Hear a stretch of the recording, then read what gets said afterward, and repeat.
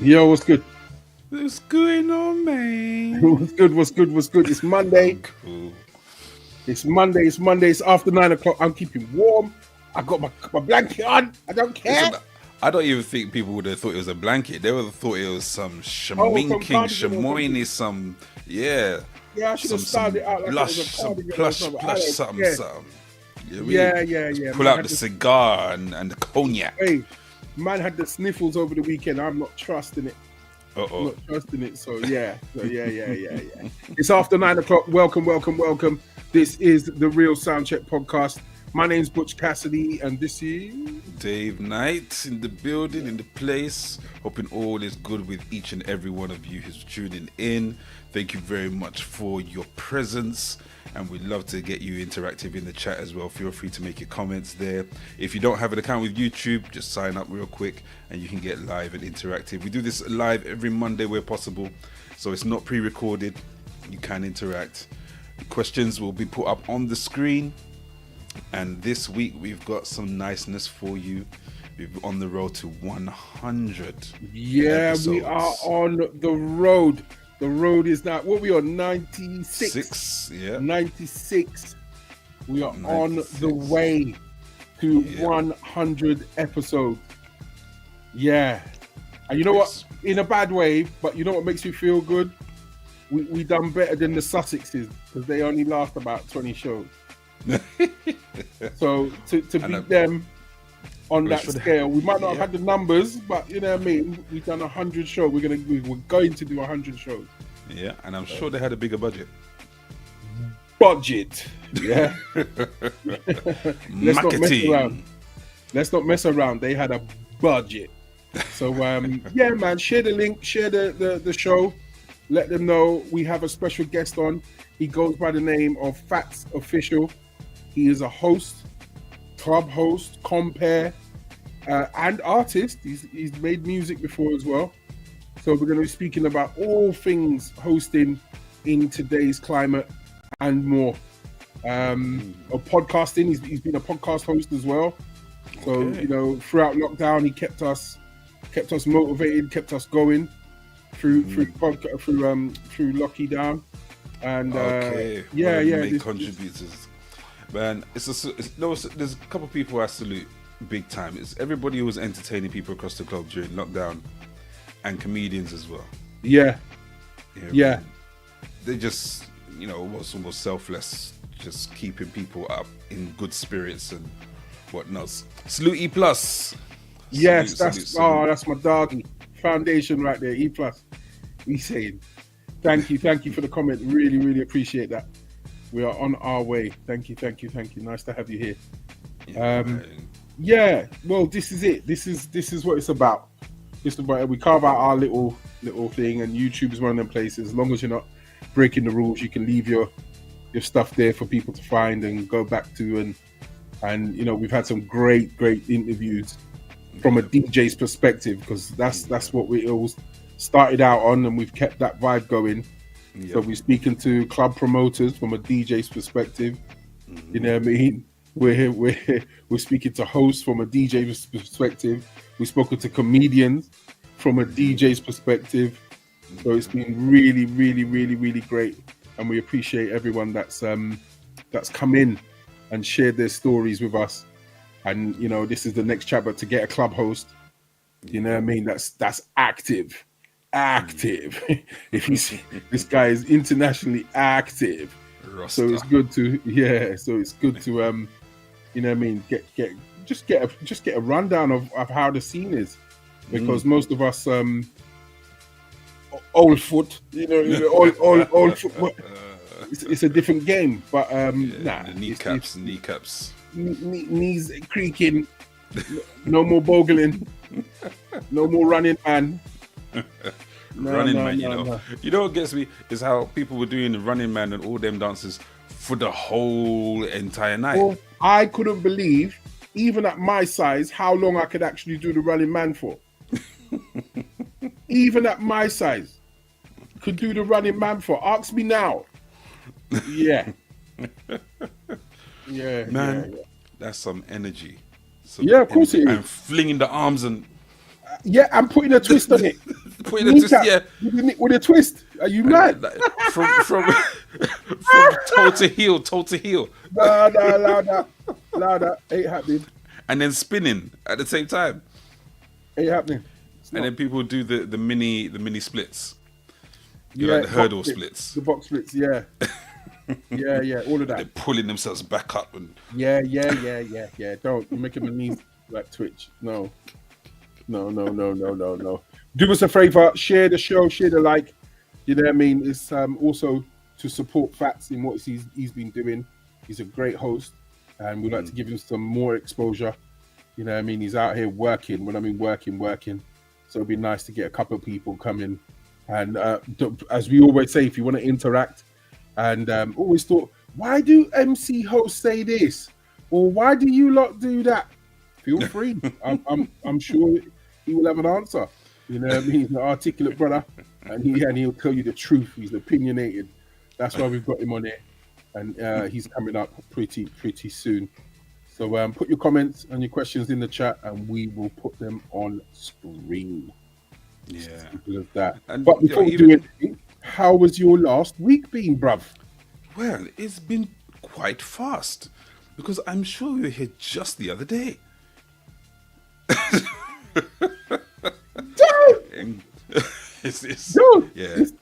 I keep telling people the quickening is real, but I don't want to go down there because it's not one of those. It's not one of these days, is it? Yeah, it's not hypothetical. It's not a hypothetical day, so I don't want to. Yeah, if you want to know what we mean by hypothetical, if you go back to some of the previous shows, some of them will say hypothetical on there. Jump into one of those and you'll see what we're talking about. Everything's allegedly, Everything's allegedly and kind of, but we do have discussions about it. If you go to the live segment of the channel, you will see episodes on there. I was just looking through today. We've got a nice bunch of episodes, man. Yeah, man. Nice, eclectic, like different topics and the quizzes and so forth. Yeah, it's good. Yeah,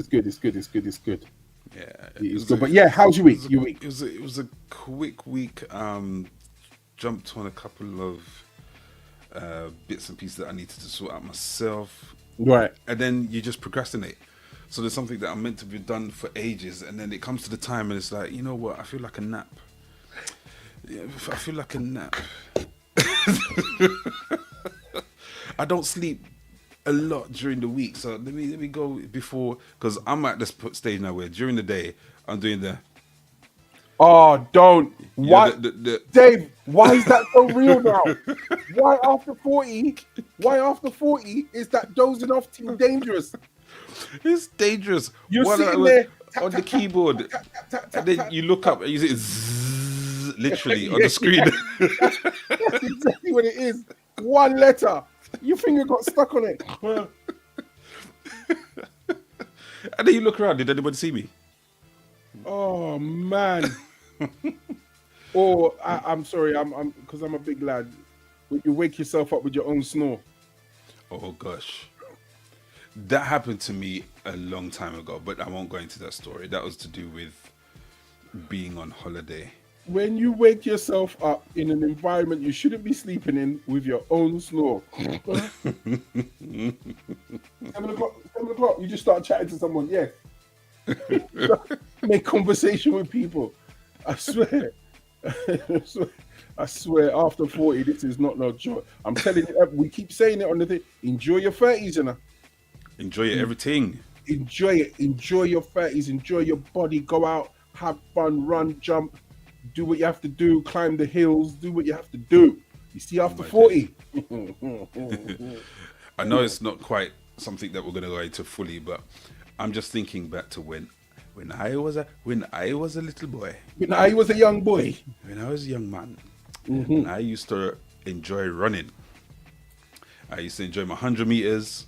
I used to enjoy long jump, javelin, and all of that.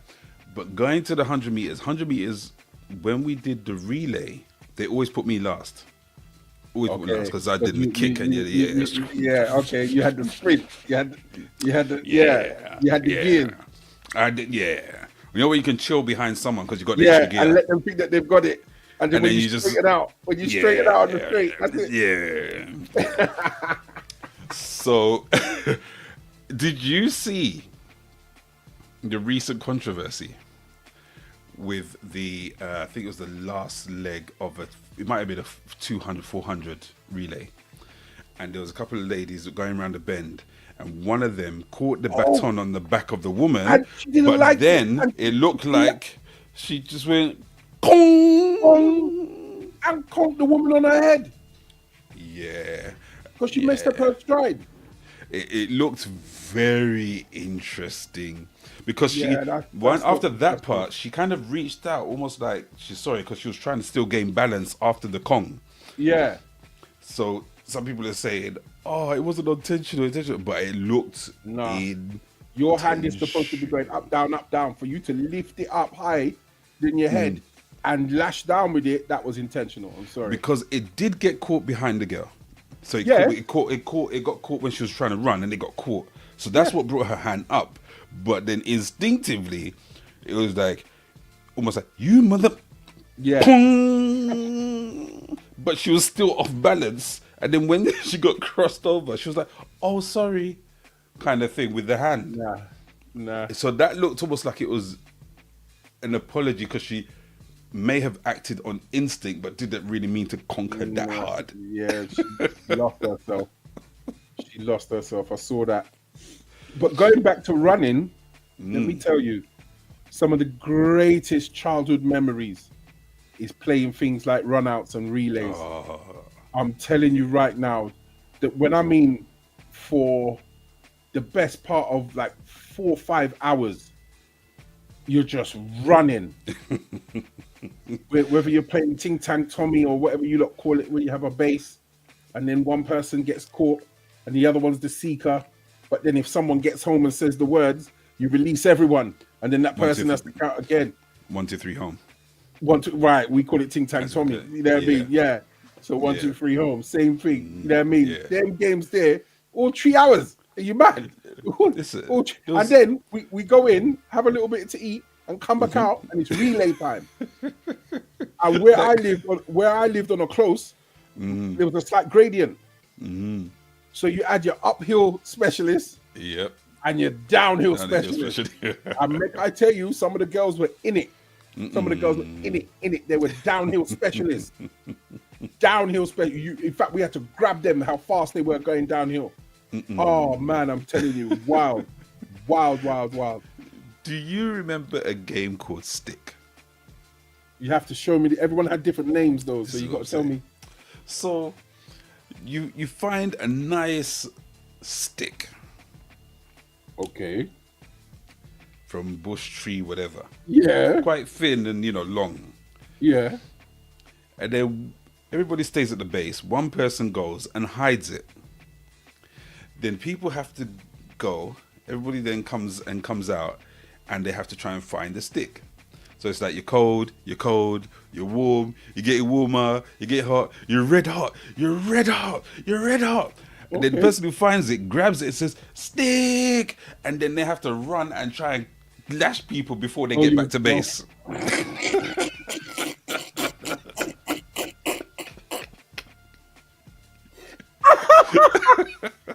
Are you serious? That's a game, yeah? That's a game that we were playing on the we never road. played that. I would love to have played that. That is, if anyone in the chat has played that game, yeah, throw up your ones or throw up I did or whatever. Just salute that. Stick, Yeah. Nah, that's wild. And again, you can just go for ages and ages and ages until, of course, the sun started to go down and the lights came on. Time to go back inside. Yep. Time to go back inside. I just remember asking my mum so many times if I could go back out. Not after the sunlight, but after you come in for the break. Yeah. Please, mum. Please. It's all that. Some of the greatest conversations, finding out about love, life, sex, people, football, everything. Mad conversations, music, sticker collections, opinions, everything happened late night. So after all the runouts and whatever, everyone go get their hoodies and their jackets. And like I said, we're on a gradient, so we can see the stars. Everyone's looking, oh look, shooting star, make a wish, madness. We're just sitting there chatting, and some of the elders were allowed to go to the shop, so they get the youngers the munchies and come back, and everyone's just out chilling. You know what I mean? It's crazy. Yeah, man. All sorts of them times. Remember the whistle sweets? Whistle lollipops? Yeah. All of that. Yeah.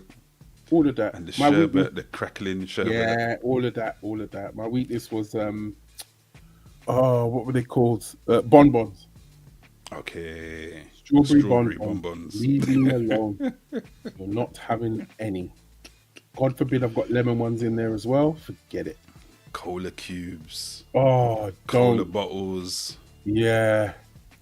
The cigarette, the candy. Yes. I remember all of it. All of it was there.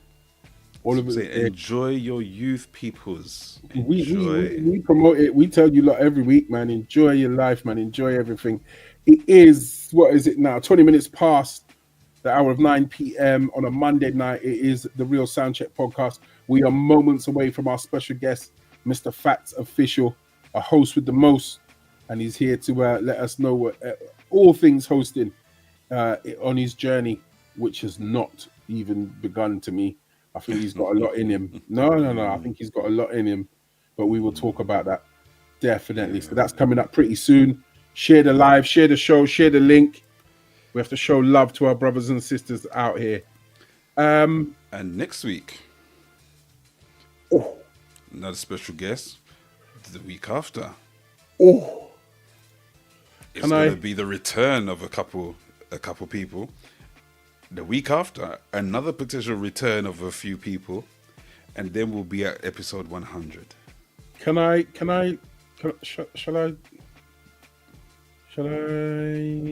do this? Is that naughty? Next week, we will have the illustrious, wonderful vocalist that is Miss Terry Walker up in the yard. We got Terry Walker. Don't mess about. You see this woman, when she's ready to chat and have some fun with us, she's gonna have some fun with us. We're gonna talk all things Miss Terry Walker, music, life, events. You know what I mean? Her story, whatever she's willing to share, we're willing to talk about. So yeah, man, it's gonna be fun. Monday the 24th, 9 p.m. right here. We are definitely on the way to 100 and finishing it with a bang. Bang, bang, bang, bang. So our friend, Miss Terry Walker, put that date in your diary. Yep, Monday 23rd, 9 p.m. London time, GMT. The Real Soundcheck Podcast. It's 24th. Oh, sorry. Oh, don't scare me, man. Rob, you nearly scared me. It's the 24th. Don't do that because all the promos is 24th. I told you I was tired. Yeah, please. You don't. You know when my heart just went. You just slapped that all over Instagram and everything with the wrong date on. It's all right. It's good. Monday the 24th. Say hello in the chat when you reach. You know how we do. Just a quick hello and you can lurk and just watch. But the hello, the interaction is always welcome. We love it. Yeah, if you have any questions for our host, please be interactive, be straightforward, and yeah, we'll get Fatz to open up and reply. Definitely. And before that, how was your week? I know I had fun yesterday doing a little session on Twitch, but how was your week? Yeah, my week's been okay. I've fighting some internal madness, as I can open up and say, but I think I'm battling. It's a battle, but I'm good with it. Health wise, everything's good. Business and everything else wise, yeah, done. Everything's good. Everything's progressive. Good to Going to hear, be a positive year. Had some conversations about movements and planning for the rest of the year and stuff, and it all seems positive. Then I did my residency at the adult club. That was there. It was good. And I did one of my little cousin's 30th birthday parties. Okay. Yeah, I had a little marquee in the back. Did that at the weekend. And it was just 90s and early 2000s. But I did start off with some new music just to get them in the mood, you know what I mean? You know what I mean? Obviously they wanted to hear some new stuff, but then as soon as it got to like 11 o'clock, that was it, done. Pure old school till 3 o'clock in the morning. And you know what I mean? Junglist, everything got smashed out. UK garage, old school hip hop, ragga, and play some ragga in there. You know what I mean? It was good. It was good. This is the thing. I tend to talk myself out of gigs sometimes because I know that I don't have the new music. And again, just from a DJ perspective is what, we always discuss. I know that if they ask for, I don't know, Kendrick, for instance, I don't have. Yeah. And it's not through, being snobbery or anything like that. It's just that's not quite my lane, so to speak. Yeah. I think DJs need to be more outward in the style that they do play. So in other words, I'm a specialist of music from this time backwards. Like, just state it, you know what I mean? This is the type of stuff that I do, or be specific with the genres. I play neo soul, R&B, and jazzy hip hop. You know what I mean? That's it. Don't ask me to come and do like a upfront bashment set. That's not me. There's a lot of people under the assumption that you're just a jukebox. You know what I mean?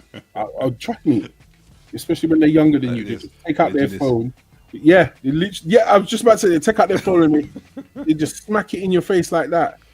And I'm like, no, I don't have track 15 on the Nicki Minaj Pink Friday 2 album. No, I don't. Can you play it through YouTube?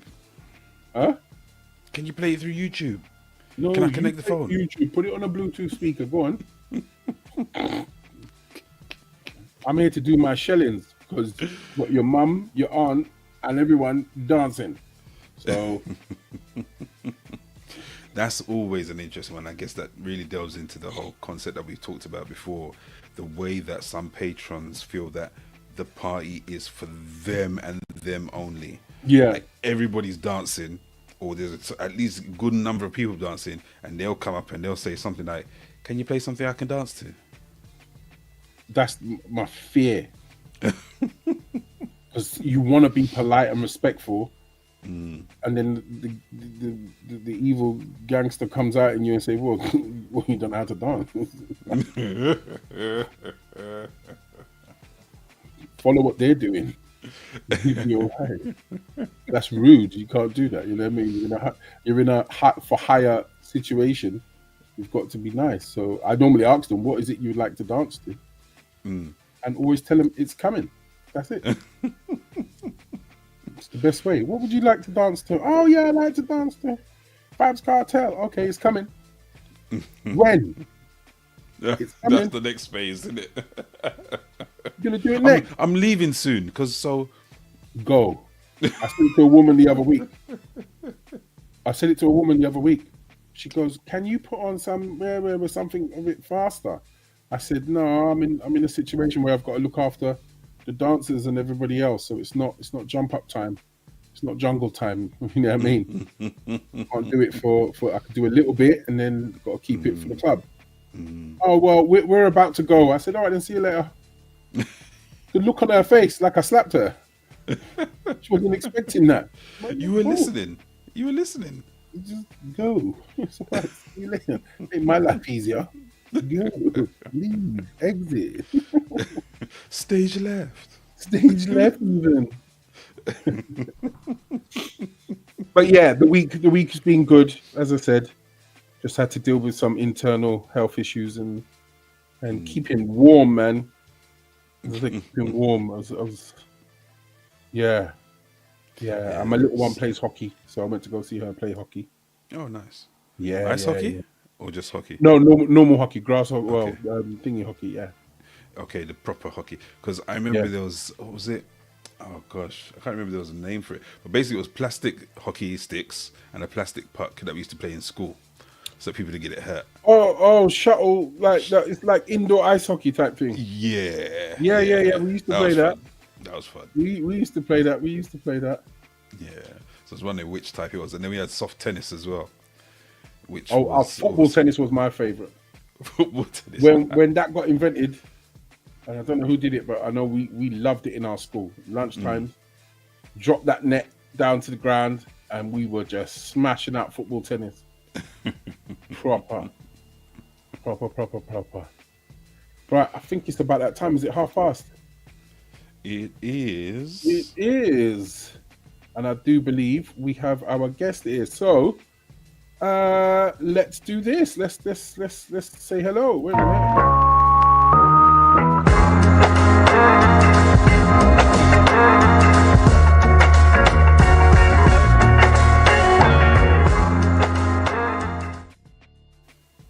Yay! What's going on? Good evening. How you doing? Evening, fellas. What's happening? Fatz, Can you hear me in that? Yeah. Can you hear me? Yeah. I'm good. Yeah. Good. Just making sure. Nice to have you here, man. No problems, man. Here we go. Fatz official. He's here officially. That's what I'm talking about. That's what I'm talking about. This is what it is. This is the Real Soundcheck Podcast, and we are blessed to have Fatz official, host, artist, compare in the building. Did we miss anything out? I know. I'm trying to think. Did we miss anything off the boat? I don't know. I don't know about the artist one no more, but I'm kind of. No, but you did it. You've done that. You done it. Yeah. Does that mean if I done it, I don't know, 20 years ago. Is it maybe an artist still? You've ticked it off. It's gone. Okay. You have been Can an somebody artist. find you as an artist on Spotify? Spotify, no. Probably not Spotify. Maybe YouTube. YouTube. Oh, Okay, maybe YouTube. YouTube. Then, yeah, then it's artist. They can still find you, and they still Yeah. artist. They do still find me sometimes. I won't even lie. They do. It happens. It does happen sometimes. So yeah, people do that. Oh my gosh, I never knew you was yeah. Yeah. It happens. So yes, let's talk all things Mr. Fatz official. Where can we start? The name first, or is it always been there, or is it something that... No, it was always there. That was like my cousins and that nicknamed me that. I wasn't even that big them times, but that's what they was all like slim in it. They just nicknamed me. I was probably like the chubbier ones out of my cousins, in it. So they nicknamed me that from a long time, and then that just kind of stuck. And then so throughout my like teenage years or whatever, and then when I started doing music, continued, and then the official got added on later. But it's a good touch. Very good. No, you know what? You know why though? I'll tell you why, innit? Because basically, I used to host with a DJ, yeah. So me and Dr. Cosmic used to be a duo. Yeah. Yeah, so I used to host with him, and then we went separate ways. But on a flyer, Fatz on its own doesn't stand out, innit? Right. It's too small, 4 letters, bit dead, bit whack. So I added the official was already like my Instagram name, Twitter name, so on and so forth. So I just added it on. No, that makes sense. Yeah. That makes sense. And you just reminded me about a phase on your journey, Dr. Cosmic. I remember hearing that name ringing out, and you look, we'll get into it down at the O2. I remember you. Yeah. There and everything, but we'll talk about that. We'll talk about that. So, who found who? Did you find music, or music found you? How did it start? What do you mean by that, though? What do you mean when you say that? When I say that, in the sense of, because you mentioned your cousins, were you just chilling, listening to music, and then? Well, obviously in life, I just grew up like family and stuff, innit? My dad used to like play music, have a load of records. My dad used to collect records and stuff. So in life, in general, the turntable was there, loads of records, like a whole record room my dad had and stuff. So I always, my dad, used to play music. He wasn't like outside like a well-known name, but like within his friends and his community. He still goes like record fairs now, still collects records and everything. So within my family, it was a proper like thing. So I grew up like that. Yeah, that was similar. My granddad. Sorry, go on. I was going to say, were you allowed to touch the records? Yeah. He used to let me touch them. Yeah. I could touch the records, but not like play out, because I didn't DJ. I didn't care about DJing, but I could play some songs and that. So I used to. Yeah. Okay. Yeah, I had a similar experience. Very precious. Those times are. They are. Yeah. Proper. Go around the family house, and especially at birthdays and Christmas, watching my granddad do a shellings, one song after another, just literally one song, and everybody's singing, put on the next song, and everybody is singing. Yeah, proper. And he's got his man then come round and start fling domino and tunes playing and everything there. Music, man, that's good. So and before the days of mixes, right? And before the days of mixes, so the tune had to finish. Yeah. The next tune. Yeah, literally the arm would lift it and stop it, and then that's when he gets up. Old school. So when did it actually like hit you, in the sense of, I want to do something in music? Probably like collegey kind of. College. Like school, college times. So that I used to do like grime them times. That was like when grime was in. Right. So with my friends and stuff, used to MC, do little radio sets and stuff like that. Yeah. Yeah. So that's kind of where it started for us. You went on radio? Yeah. I used to do all the radio and stuff. Yeah. So with my crew, I used to be in a crew, so we used to do radio and stuff. Oh, what was the name of the crew? High Grade Clan. Say that again. High Grade Clan. I didn't smoke like that, but the rest of them. The man said, You have to clarify. Yeah. The rest of the man them did it, but I didn't really. So, but yeah, that's what they were called. So, because I wasn't gonna assume anything. I just don't, high grade because there's high grade oil. Well, higher grade as well. You're higher level.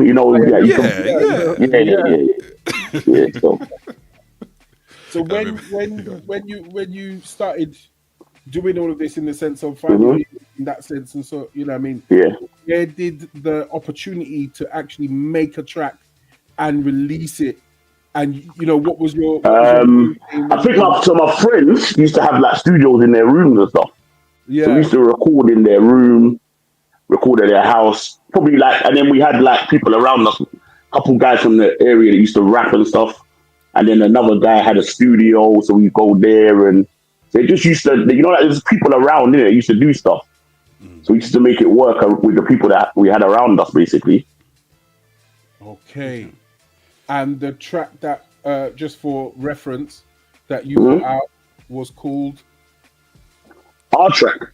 Yeah, your track. From my collective. Yeah, from your collective. Oh, from my collective, we had a song called Step to Us. It was on Channel U. Oh, so it went there.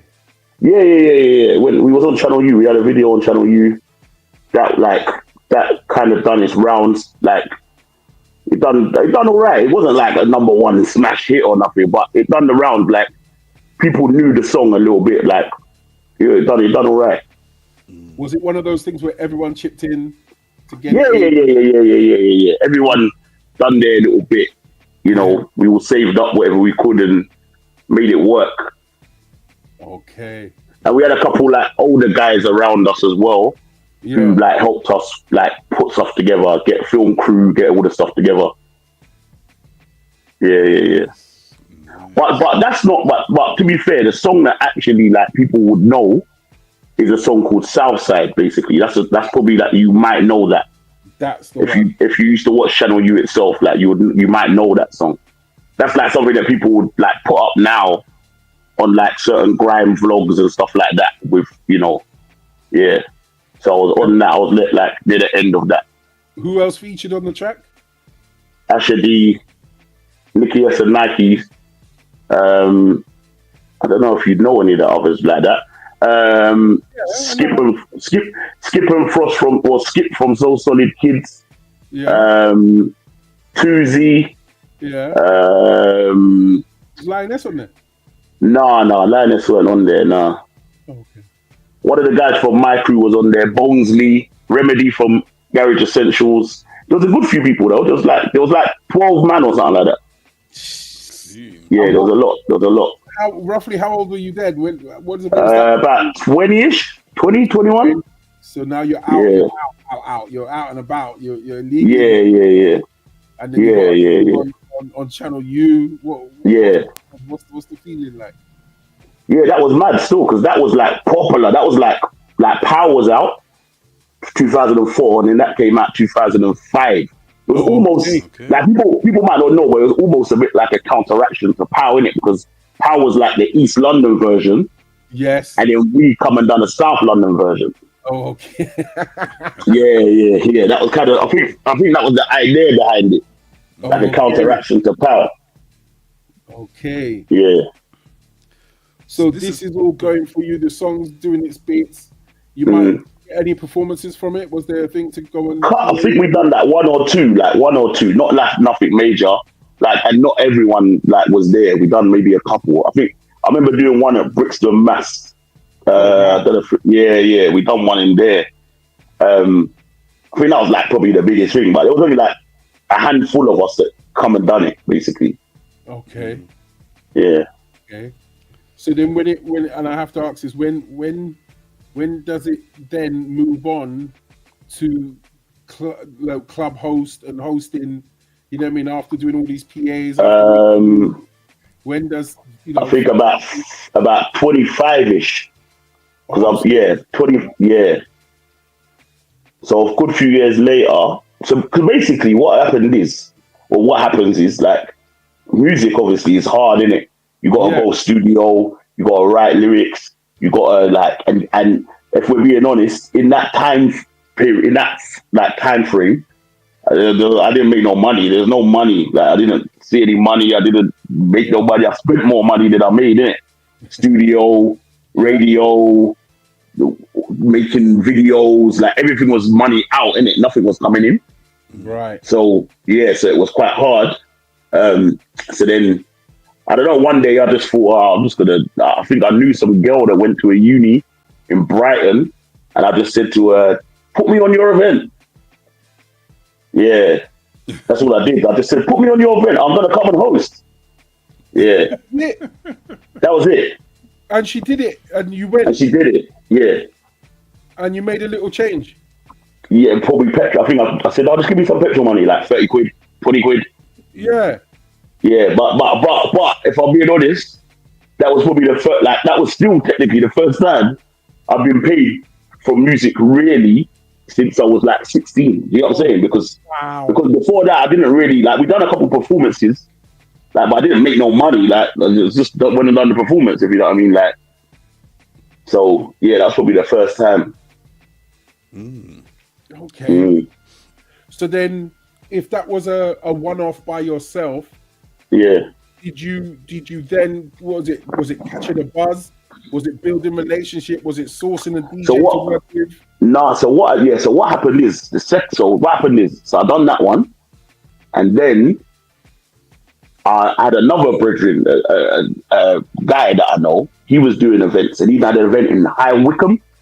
Oh wow! So I said to him again, yo, just put me on this event. But his events were big already, like university events, but they were big. They were getting like thousands of people. So he put me in like a room 2, like with like my set was like to the bar staff. There was no one in here, innit? Oh, okay. So yeah, so it's just to the bar staff. Like and obviously me, I think I know what I'm doing, innit? But like today I now know I have no clue in it. But I was like, yeah, man, put me on it there. I went in there. I probably didn't even say anything really. I just murmured a couple words, made it look like I thought I was doing something. And then, but what happened is, the first booking that the girl had put me on, Dr. Cosmic was DJing there. And then the second booking, the guy that was, so it was basically my friend's little brother, the guy was. Yeah. But the guy was Cosmic's friend. So he was also on that one as well. Okay. So now, in close succession, maybe because it was like, I think it was like freshers, so it was like October, September. Right. I think so. We basically linked up twice in close succession, because the second time he was on after me.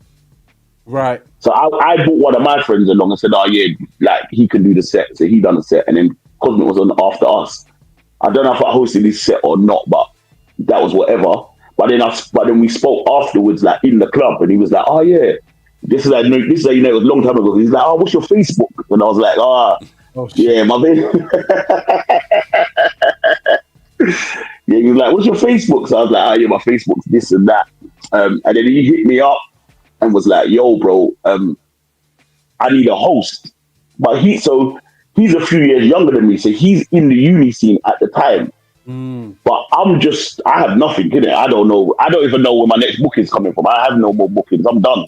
That's my two little favors that I called in, and I'm done, innit? If these two people don't do no more events, that's me. I might never have another booking.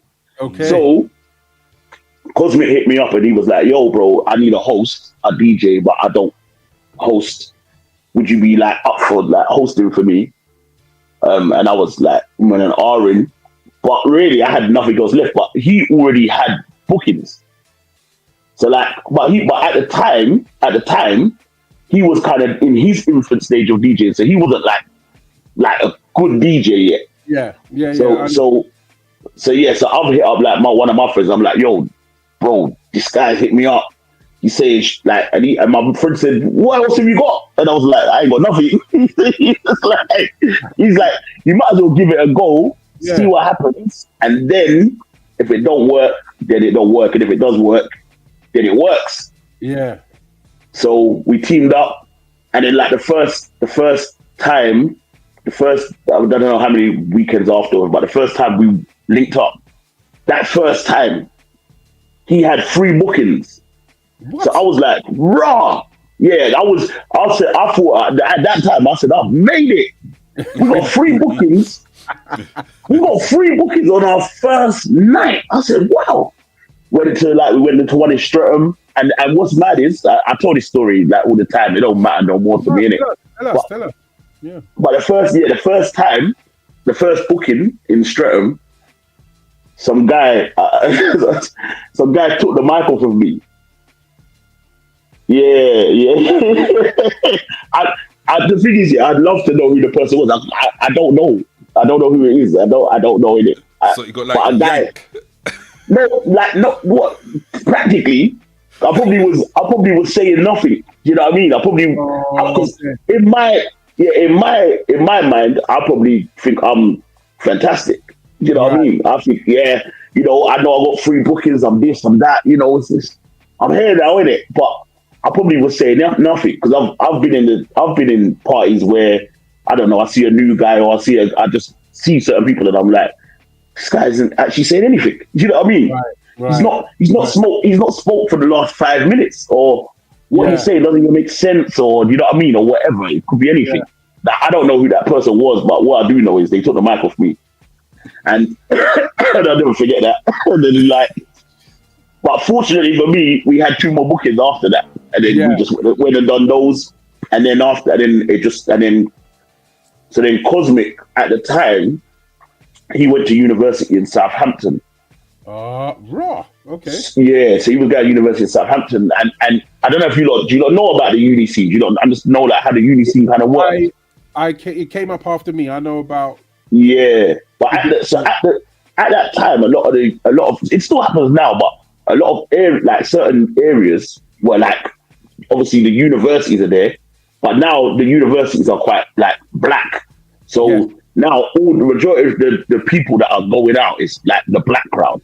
Leicester, Hertfordshire. There you go. Yeah. Leicester, Hertfordshire, Coventry, Birmingham. I was resident at Luton. I was Luton's. Luton. There you go. You might have been, because obviously I was out of uni by the time I'm doing this stuff. Yeah, so was I. So I used to come to Luton a lot of the time on Monday because my friends went uni in Luton, so I used to go to the clubs in Luton at the time. So he went Southampton, and then he had there was a team in Southampton that used to do events and stuff. Yeah. So he was part of that team. So obviously being with him, I'm now part of that team. So I used to go to Southampton weekly, basically, on a Thursday or something. Yeah. Yeah. Have work in the morning.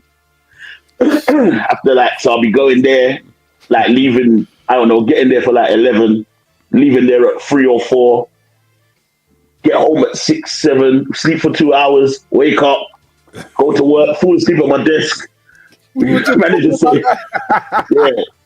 saying, you all right? I was, yeah, not too bad. Trying to take a nap in the bathroom and all that. But so I used to just do that. But and then obviously we started to progress within the uni scene. And the uni scene, like you just said, the uni scene's great. You can do Birmingham on a Monday, Coventry on a Wednesday, Southampton on a Thursday, Leeds on a Friday. But the only thing that was crazy, the only thing about the uni scene is, until I kind of came out of the uni scene, weekends I didn't really have bookings. Weekends didn't exist. The weekend doesn't exist. The uni crowd, you don't get bookings on the weekend. They're all gone home. Yeah, they're all gone home. Yeah. So in that time, I just had bookings. A lot of the bookings would be in the week. So work, I'll be going bookings, work.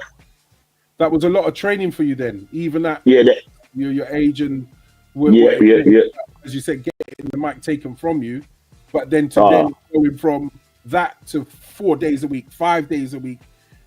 Sometimes, honing your craft. and yeah. So was there any standout moments or any standout parts on the uni circuit that really made you say, you know what, I've wrapped this up, like I've folded up the place and shelled it? That did that. Well, remember, so the raves that we were doing, yeah. This is why, like, not that it's like, oh, go out and there's 3,000 people here, but in the uni scene, some of the raves I was doing in, let's just say, I don't know what year that would have been, 2012, let's just say. Oh, right. It's 3,000. There's 3,000 uni students here. Yeah. In 2012, so like when you go and do, let's just say, I don't know, you go and do wireless, let's just say, or you go and do Red Bull Culture Clash. Like I've done 3,000. Not that it wasn't that easy. Just walking on the stage at 3,000, but we was doing clubs that have 3,000 people in there on a weekly basis. Yeah. In Leicester, the club in Leicester. So I used to do a rave. The warm-up club had 1,000 people. There used to be an event called Barfest. Yeah, it was very big, innit? So they used to do like club hopping. So it would go like, you start with like 300, 500, 1,000, to the point where it got to the bar crawl. The end one was the 3,000 club. The end. And then people never, sometimes the other ones would just be empty and you just get to the 3,000 one. There's 3,000 people in it. It's packed. Like, and it started off like in Leicester. It started off just as like Leicester, and then it went around the rest of the UK a little bit here and there. But the Leicester one was like, there was people coming from. So initially, in the uni scene, a lot of the raves would be like coach raves. So you go to this, you go to this uni, and then there'll be a coach that will come to wherever I don't know where to pick them up from exactly, but pick them up from somewhere near the uni. Yep. They go to the rave. They might pick them up at 9, 10. They get to Leicester at 10, 11. They're in the rave. They come out at 3, 4 o'clock. Go back. They're back at uni. Yep. That rave, Barfest, was probably the first rave of its kind in those times that blew that whole thing out of the water. People just didn't even worry about the coach. The coach was non-existent, and they just used to travel their own. They used to pay their own coach. Used to pay their own hotel. Yeah. They used to they said that to buy a t-shirt. It was like a t-shirt kind of rave. To get a t-shirt with their it was mad. So so like standout moments are I don't know what year it was, maybe 2015. I've done another event I used to work with was called Stamina. They had like Stormzy when Stormzy had like Shut Up and stuff like, and then like loads of the artists that we see today are their like whole training ground was the uni scene. Majority of the art, like the big artists that we see today, their training ground was the uni scene. That's where they would get their bookings that are 2,000-3,000 people was over there a lot of the time. Wow. So the likes of Stormzy, the likes of Sneak Bowl, J Huss, Giggs, Krypton Conan. So what happened is as well, so when Krypton Conan first started, they basically used to so me and Cosmic would have a booking and then they would be on after us or something, performing. Okay. So then Cosmic would play for them, he DJ for them. Okay. So it got to a stage where it happened so much that they said to Cosmic, "Oh, do you want to be our DJ?" Do you know what I mean? Because we haven't got a DJ. So that's how comes me and Cosmic separated, basically, because he became their DJ. Oh. And because there's two of them, they don't need a host. It's not everyone's like one artist. Let's just say it was like Stormzy. Let's just say he might say, "Oh, do you know what? I'll take the hype man too." Do you know what I mean? Yeah. Do you know what I mean? But because there's already two of them, what do they need a host for? Innit? They don't. Yeah. You know what I mean? So that's kind of where it's fast forwarded a bit from what I was talking about, but that's kind of where. I'm definitely following what you mean, and that's a good point to point out to anyone that's watching that. Opportunities come, they grow. Other opportunities, because as a DJ, you tick off a lot of things: house parties, you tick off your first birthday parties, weddings, blah blah blah. But to be an artist DJ, you know what I mean? You're gonna say yes. Yes. So I can see where the, you know what I mean, the little separation. Yeah. It wasn't bad blood, or was it? No. Me and like we're still cool now. Like we don't speak as often, but we're cool in it. Like if I see him, that's my brother, innit? Like we had a good enough run that like our run was. We was like in the uni scene, we was running it at one point. Like it was mad. Yeah. Like it was like when I'm talking about Monday to Friday, sometimes it was really Monday to Friday that we'd have bookings. It was mad. When was the O2 residency? Was that something he did by himself, or you were at a couple of bars and you did a couple of bars? Well, he did. I know he what was O2? Greenwich. Where was it? Greenwich, O2, Greenwich. I know. I remember seeing his name on there. I don't know if you were working with him then. Maybe we wasn't then by then, because I don't remember doing what was it? O2 what arena? No. Remember there was like a bar street up there. There was like a Chinese restaurant that played music. There was a couple of bars and everything all up. Okay. O2. I don't remember. Yeah, well, I don't remember that time. So that means we must not have been together them times. I was a couple bars. Yeah. I remember seeing. Okay. I remember seeing. Okay. Yeah. It's just. Yeah. It's kind of thingy. So from that, you know what I mean. You've told us rough timeline of about 5 to 10 years, which is crazy. You know what I mean. When we were doing it, okay, 3-4 nights a week was good, but slam it 5 nights a week. Yeah. Sometimes it was. You know what I mean? I remember them uni gigs shut down my parties. Like anytime I'm going to a party, everybody's got £1 or something. I'm going around the corner. Bang. £1. They used to have they had all the tricks of the trade in them parties. £1. Them £1. £1 drinks. Yeah. £1 entry. £1 drinks. I'm telling you. Yeah. All sorts of themes. Traffic light rave. All sorts of themes. Yeah. I have to pick up the promoters and pick up them and the people that did that. That was a scene. And they yeah. I think you know what though. Yeah, when I was in that scene, I think the London scene kind of shunned that scene a little bit though. Yes, it did. Because as well, I think what happened is the uni scene, and I know what actually did happen, but because the uni scene, the DJs, remember that it was like DJs started in their bedroom and then was straight in the club. Straight. Like that was the birth of from your bedroom to 1,000 people. Yep. I can name a few names that are now on Capital Extra. Started exactly like that. Yeah. Straight from their bedroom to the club straight away. Yeah. You know what I mean? Which is mad, because obviously in the old times, like, because really, even me, I've done the run in it, but I haven't, not as a host, but I've technically done the run because I started when radio. I've done all the radio stuff. You know what I mean? I've done all of the little bits that you need to do in order to get to here, technically. Do you know what I mean? But a lot of people in that time, you know, they just bought a controller they didn't even buy a controller.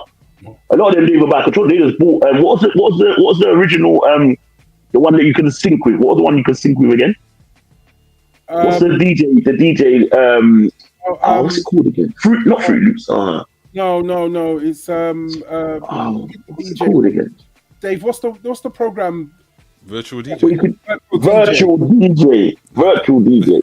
So in those times, virtual DJ was rife in that scene. That was rife. Like the London DJ was shunning that. What are you talking about? The DJ just touches sync button and then just mixes everything. Yep. Anything. It was mad. It was mad. It was real. It was mad. Because that was the turn. Yeah, because Cosmic actually he was on CDs. Yes. And when I met him, he was on CDs. So obviously you can't do that. But the uni scene was when the laptop came out.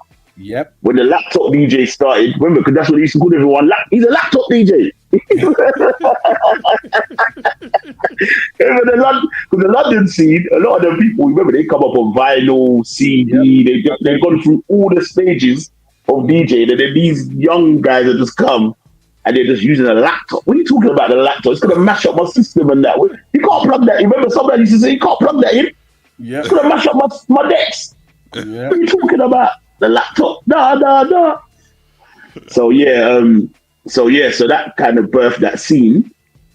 And also those DJs, because a lot of them were students, the pay was low. Yes. So they came in the game and, £30, £20, £50. That caused problems as well. That caused problems because then it lowered the game, innit? Because the London DJ, let's just say, is charging £80 to £100. Easily. Yep. Yeah. And like minimum kind of thing. And the guy over there is charging 50 quid. And he might charge £100 to play for the night.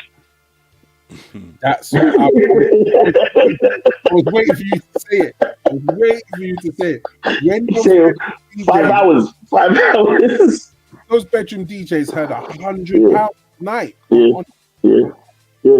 Play what I want. I'm on it. I can tune and do what I want. I'm on it. Yeah. And it was that thing. I have to ask a host question now because I do hosting and everything myself. And I'm stush. I'm stush in my old age. Let me put it that way. But when I was younger, I was definitely more open to it. Can you, as a host for anyone? Yeah. Okay. But that's what I do. I think that is probably why. Like, I think my probably what's the word for it? But my like USP in it, but probably my USP is that I would say in it, I'm probably versatile enough to kind of work with any DJ. A lot of people want to work with who they know or what they know or whatever. I'm willing to I will figure it out while we're here. Do you know what I mean? Yeah. So we'll figure this out. Somehow we're gonna try and make this work. I'm not afraid to I'll put myself at the front in it of this, whatever we're doing here. I'll stand at the front of the stage and somehow we're going to try and make this work. And if we don't work that well, we'll cover it up a bit and try and make it, do you know what I mean? So, but that's kind of my USP probably. That's probably why the bookings kind of keep coming, because obviously you get some people who's shunning, no, I don't want to work with that or they can't. Do you know what I mean? Because not everyone can just go and work with whatever DJ you put them with. And make it work. So which you know now what I mean? You mentioned another point which it leads in, which is confidence, because you've done the uni thing. You're working with a DJ. You know what I mean? You're out in front of a crowd. You're building up your name. Everything's growing, but there's this confidence thing in the sense of I can do this day in, day out for anyone. Could you just, I don't know, just define what level of confidence and how does it grow? Because, not everyone, like you said, not everyone's a DJ. Not everyone's a DJ. And some people really, just need to take that on board. But be an interesting host or an interesting mic person. So what level of, how would you describe your confidence growing, or what did you have to do to build up your confidence to be able to do that? I think a little bit of, partly it's like majority of the time, not all the time, but majority of the time, I kind of know the music that's being played. So I try and keep, I think as a host, I try and keep up to date with, or not even up to date, but I don't know what it is. Maybe it's just innate in me. I think it's a little bit to do with possibly even being an artist previously. I'm able to learn a lot of lyrics to songs. So I was just about to say, I've heard you singing songs that no offense, I didn't expect you singing. And okay. You know what I mean? I'm like, wait, the thing. I'm like, is that a trick? Because I know as a DJ, because I DJ and host. That's the thing. So as a DJ, I've got thousands, if not hundreds of thousands of songs in my head to be able to know when to play. But then to then have the lyrics, have the lyrics in my head, be able to sing. That's a little trick that I've seen you do. You get, the thing. We could talk the thing. When you get the calendar in, you know, you party nice. So sorry, go. off what you're saying. Sorry. Yeah. Yeah. So I was saying, so I think that's like I don't know where I've like got that skill from or whatever, but it's a skill in it, and I think knowing the songs, obviously there's gonna be like someone might have a better USB than me, like I don't know, introing songs or whatever it may be, something like that. So that might not be that's not like my USP in it. I'm not a fantastic, when you play this, you say this, you know what I mean, or whatever. But like if the music, I'm more of a like the DJ's playing, we'll work together. If you're playing the right kind of songs, even if you're not playing the songs, I'm sure there's a way that we can make this work. I've done genres. I do Afrobeat. I don't know what they're talking about. Like, as in the language. I don't know the language. But I can work out and vibe enough to like be able to host without, like, I would confidently say for someone who's not African, I probably am one of the best hosts to host on Afrobeats. Like, for not being African. Not obviously an African host, they beat me in it because they know the language. They know the language. But being a non-African, I probably can host Afrobeats better than majority of people that are not Caribbean. I'm sorry, not African. Yeah. Because I kind of learned it, and because I came from the uni scene, Afrobeats is like big now, isn't it? Like now, but in the uni scene, it was big in 2012. Yeah. It was big. It was massive. All the Afrobeats was massive in the uni scene. So I've known about Afrobeats and hosted on Afrobeats here and there since 2012. You know what I mean? I've known what's been going on. So yeah. DK's there. Caramel Crunches. Hello. We got DK. Bigger G saying good evening. Salute. Nice to have you. Good evening. I would like to take a little step back because I do believe as a host, and I have to commend you on this, and I'm saying it, I mean, even if it is a single flower, just to say, check 1, check 2 helped me through lockdown. Wait, I got to stop you. What's it called? Deck 1, Deck 2, sorry. Yeah, you got me. I'm lyrics. No, yeah, Deck 1, Deck 2. Yeah. Oh, well done, you got me there. Yeah, Deck 1, Deck 2. That brilliant. Absolutely. Yeah, the brilliant. podcast, yeah. Just the conversations you and C6. Big up C6. Big up C6, son. Yeah, no, you lot, you know what I mean? Just explain what started it. So if you don't know, throughout was it throughout the first lockdown? Yeah, probably the first one, yeah. Fatz and C6 started to broadcast their podcast, and Deck 1, Deck 2 was born. I'll let you finish it off why it turned out and how it came out, but it was brilliant. It was absolutely brilliant. Yeah. You know what? I don't even remember how it came about exactly, but I do know that obviously I know like loads of DJs. Like I said, like in the uni scene, there's so many DJs in it. But I think during lockdown, obviously there was little things happening within the DJ scene. Like I had some DJs that were, saying it was going to clash. Had some other, obviously we saw a lot of lives happening. So there was still things like going on within the DJ world. And a lot of the time, well, I think it might have been I can't remember if it was my idea or C6's, but I just thought that there's not a lot of the time the DJ just kind of enters the club, does his work, goes home, and people don't get to like hear what the DJ thinks or see what like his perspective or his, outlook of the DJ world and the scene that he's in and so on. So we thought we'd give that a platform basically, which we did. So we done that, and it was like obviously it started in lockdown, so it was a lot of like Zoom and stuff like that. We had a lot of DJs. I swear you came on. Did you come on one of them? Did you come on one of them? I got mentioned because I was commenting. Remember, you lot gave me the award as the most interactive. Oh, okay. Yeah, I did. Okay. I'm sure we meant to get you onto one of them though. I ain't gonna lie. I'm gonna say it now. I was hoping you would have done. Yeah, no, I'm sure we was meant to. I'm sure because obviously what it is, we ain't really been doing it so much like of recent. for what reason, it's just life, innit? We've been busy. Yeah. We ain't really lined it up properly. C6 does another podcast and stuff, so just time and stuff. And it was very interesting. I think it done quite well for what it was during the time. We had loads of DJs on there. Obviously, in Zoom times, we were getting, certain things were happening, like the verses and stuff. So we'd get on a whole load of R&B DJs when the R&B verses is on, or the dancehall one, and we'll get on a whole load of dancehall ones. We had DJs from America, Jamaica, so we just and then up north, and so we got a load of DJs on and just talk to them. The ladies were on there.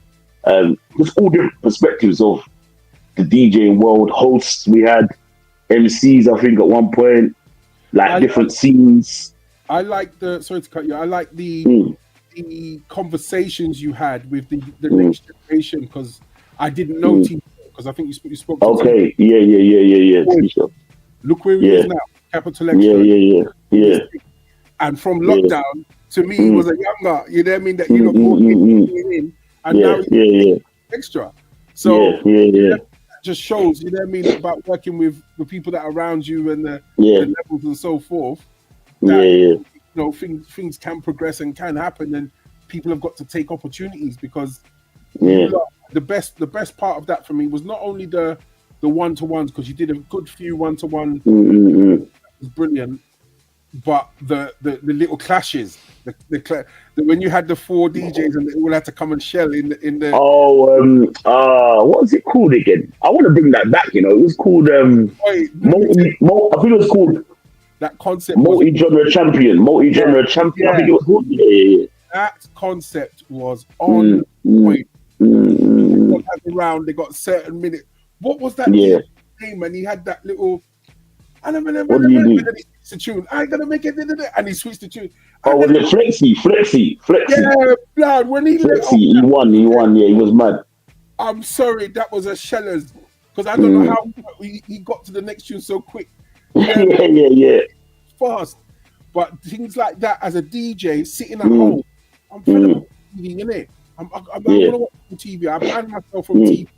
So it was YouTube and things like that was keeping me, you know what I mean? Yeah, going, yeah. When I hear sound clash, DJs going back to back, and I'm like, let me go watch it. Let me go watch the youngers do their thing. You know what I mean? And it was proper. So I've got to commend you and C6, man. Big up. Love, man. Love. Appreciate it. A big concert. And even if it's not weekly or monthly, if you revisit that on a special. Yeah, you know what? Yeah, we get loads of people say, you need to bring that back. Which we do, innit? I think we actually do, because the thing is, I love speaking to DJs, because I know, you're saying, a tea show, I know DJs from the old DJs to the young DJs, you know what I mean? And I think it's a very interesting world, the DJ world, and everyone looks at DJing from a different perspective, which is very interesting as well. I've seen some people, DJ to 5 people, some DJs are DJing to 10,000 people, you know what I mean? And it's very interesting, different reasons as to why people become DJs, and then. Because let's just say, I don't know, someone will question why a DJ is getting paid £50. But if he went to work, sometimes we do the maths on that. If he went to work, he wouldn't make £50. He couldn't make £50. Do you know what I mean? An hour. He couldn't. Okay, unless he goes and does a real profession, he's got to become a lawyer or doctor or something. But if he's going to a normal 9 to 5 that he can just get, in the office, he can't make £50 an hour. No. So sometimes because some people are doing DJing as their career, and unfortunately for the DJ that does it as a career, the person who does it as a hobby, there's different levels in it. So if you do it as a hobby, £50 is fantastic for your hobby. But if you do it as a career, £50 is a joke for your job. Do you know what I mean? That you think that you should, you know that there's a DJ over here that's getting 10K for an hour, and I'm gonna get £50. Doesn't make any sense. Yep. Do you know what I mean? If you compare it like that as your career, but I don't know. I don't think there's any. I'll come to the realization. I don't think there's any rules to this DJ thing. Everyone, I think there's a level of like, do what you think.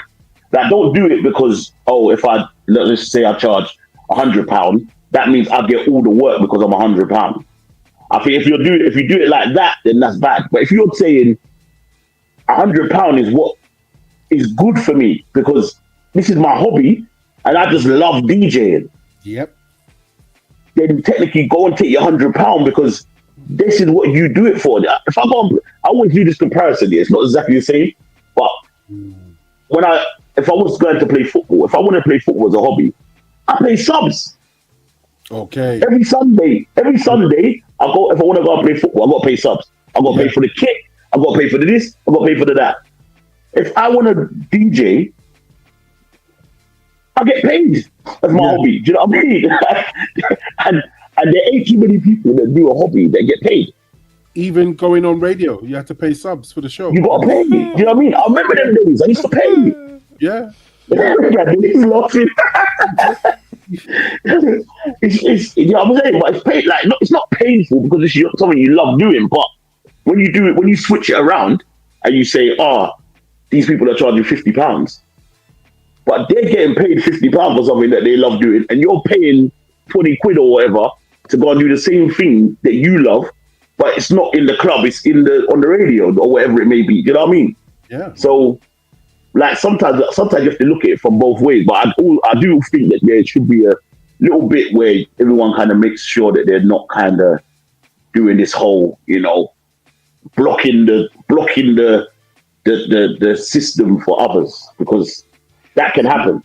It's out there. It's definitely out there. There is cliques. You know what I mean? There is cliques of DJs that have locked down. Come on, already the UK funky scene was a bit of a tear up between the house DJs and the funky DJs. Yeah. And the old grime DJs that didn't make artists, and then they switched to funky, and then house DJs didn't like it, so then from certain raves. Yeah. Same thing with garage and grime. Old school garage boys didn't like the way that the grime guys came in. They didn't like the crowds that they were bringing, so they used to block them. If you book them, we're not coming to your rave. Not doing it. So it does get a bit territorial. I understand it, especially if you were there from the beginning. If it's something you've created, I get it. But I think what has happened is that those who are getting blocked or shunned, like they started their own scene. They started their own. They started their own thing, even though you had to go through the slight embarrassment of being rejected. You know what I mean? But then it pushed you harder to say, well, all right, you're not going to do garage rave, we'll do a grime rave. You know what I mean? That's why things like Area in Watford and all them places, they managed to host big grime rave, big grime rave, because there was a scene for it. They weren't into the garage scene. So I think that you're 100% right. I think when you love what you do, you will find your own way to, you know what I mean, to carve out your lane. Your lane in that. My brethren told me that it's very cliquey in Birmingham. I've heard that. I've got a couple bridges in Birmingham that DJ and that, and I've heard that as well. To be fair, but different areas are like. So here's the thing about like different areas though. So like Birmingham, there's not as many DJs in certain scenes. So their scene is less saturated. It's saturated because there's not so many of them. But it's also less. Yeah, it's also less saturated because so I know that DJs in Birmingham that technically are, let's just say, on par like the top DJs here or collectives in London. Yep. And they would say to me like, for an hour I charge £300-400. Yeah. But in London, the London DJ for an hour might have to charge, unfortunately, because it's quite saturated. There's loads of DJs. They might have to charge £150 to £200. Yeah, 150 to 200. Yeah. Do you understand? Do you know what I mean? Because there's so many. Because if you don't get me, you get Butch. You don't get Butch, you take Dave. You don't take Dave, you take. You know what I mean? You can. This could just keep going on in London. Whereas in Birmingham, there's going to be a lot less. So they as much as it's cliquey, for some of them, it's going to be a lot. Well, financially, hopefully, it should be a lot better for them because they're kind of getting the rate that we should technically get in London. Yeah. Because their numbers are lower because of the amount of them there are. Yeah. Do you know what I mean? So yeah. Yeah. No, it's a point that to be proved out.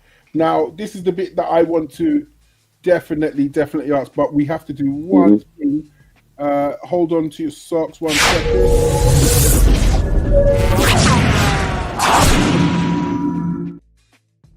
We're back. It's Monday. It's after 10 o'clock. We're in the second hour.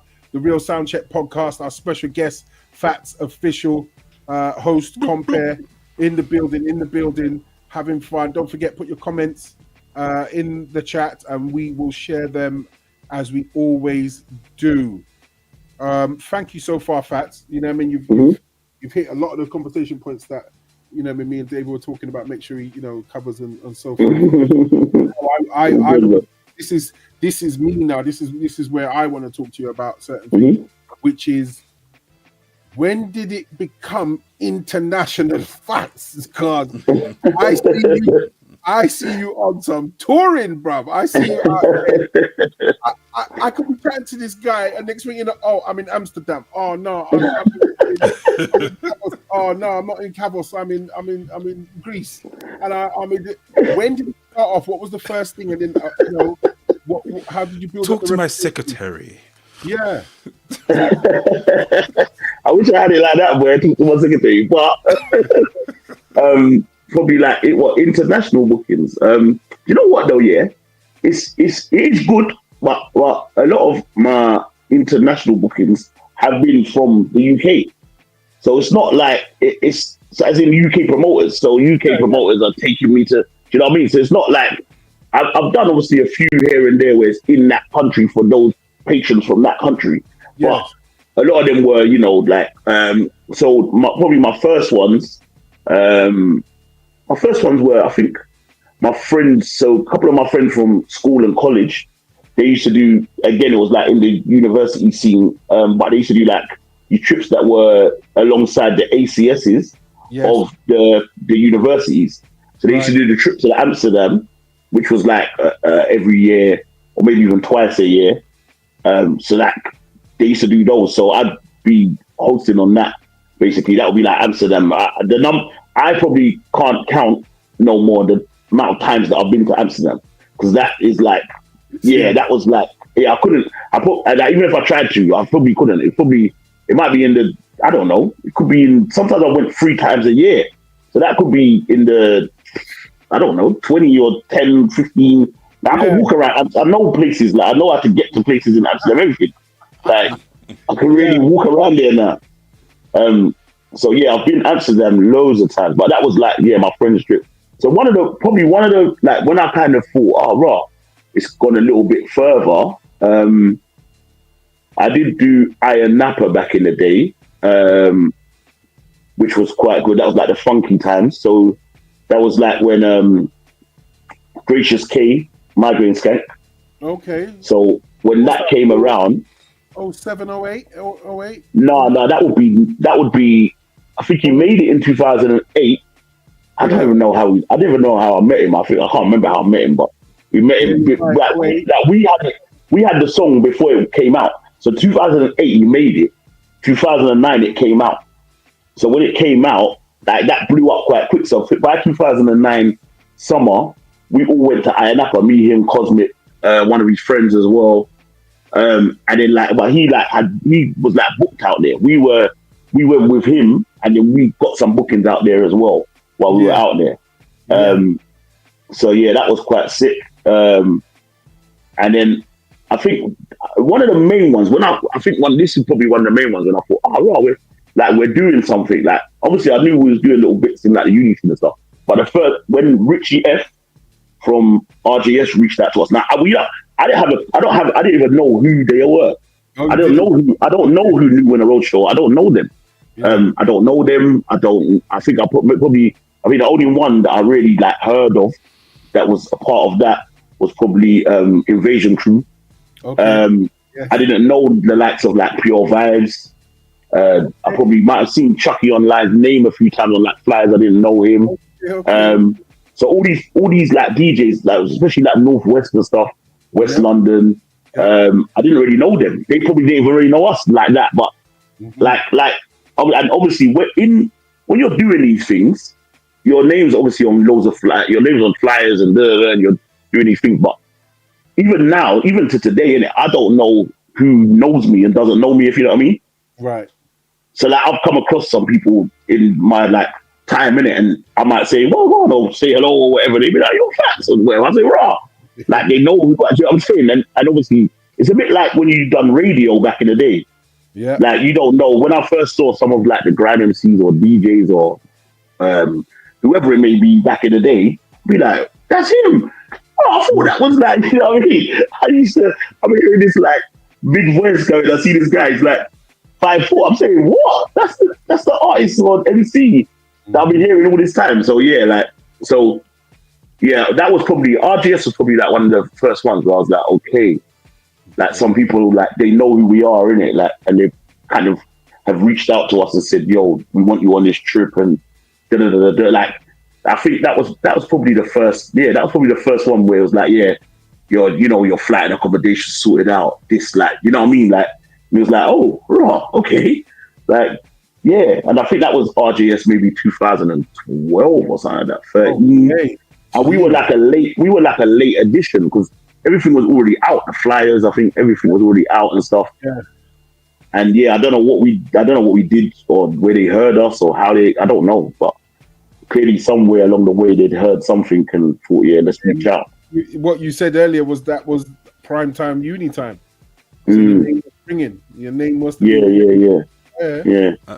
Just for the budding hosts that we have listening, was there anything that they need to look out for with the international situation, like the contracts or accommodations, anything that you want to warn them about to say, if you're going to do it, make sure this and that and third is in place?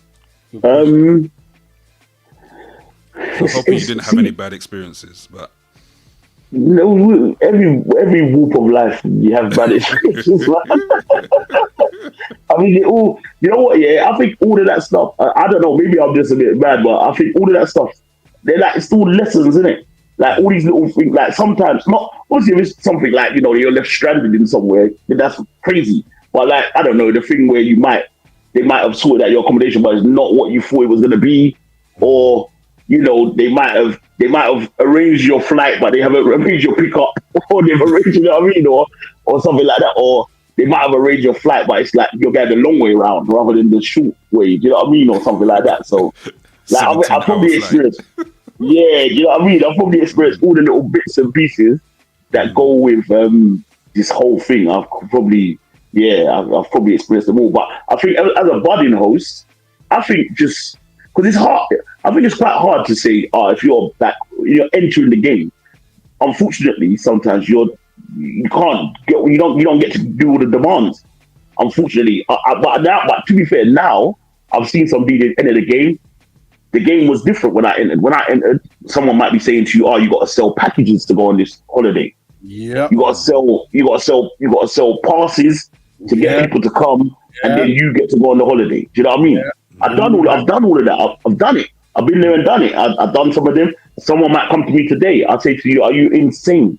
Why would I do that today?" Do you know what I mean? But in my infant stage, I had to do it because I didn't have another. And unfortunately, there was no other way in which this was being dealt with. So everyone was doing the same kind of thing. There might be maybe 2 or 3 DJs on the lineup, but some men I know are doing door-to-door sales.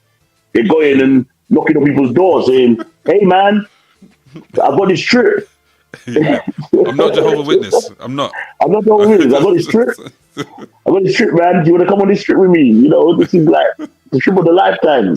You know what I mean? And then some people are just putting out a flyer and they might get 50 people responding to them, and then they just, do their ticket, their sales based on that. So I've been through all of that, but I think now I do see some like DJs who enter the game maybe in the last few years, because the climate changes all the time.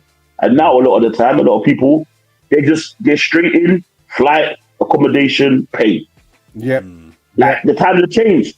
Yep. And obviously there's still some trips that are doing yo, you got to do passes for me, or you got to do this for me, or you got to do, and obviously that's gonna favor someone, because there's always gonna be someone who is willing to do that.